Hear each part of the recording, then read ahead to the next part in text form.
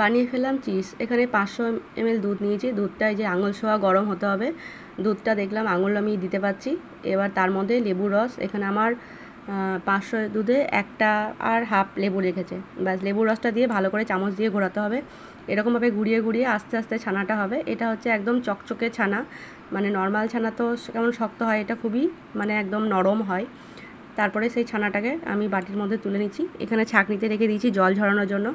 ছাঁকনিতে যখন জলটা ঝরে যাবে তার মধ্যে যে ছানার যে জলটা ছিল সেই জলের মধ্যে আবার লবণ দিয়ে একটু জলটা গরম করে নেব ওই চিজটাকে নোনতা করার জন্য। ব্যাস জলটা হালকা গরম হয়ে গেছে। এর মধ্যে চিজটা মানে যে ছানার মণ্ডটা রেখেছিলাম এটা দিয়ে আবার জল থেকে তুলতে হবে, মানে 5-7 সেকেন্ড করে রাখতে হবে।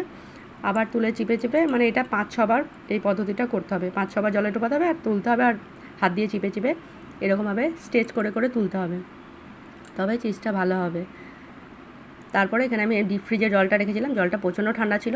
তার মধ্যে 5-6 বার করার পরে জলের মধ্যে রেখে চিজটাকে ঠান্ডা করে নিয়েছি। ঠান্ডা করেও ভালো করে জলটা একদম চিপে নিতে হবে। এখানে 2-3 মিনিট রেখেছিলাম।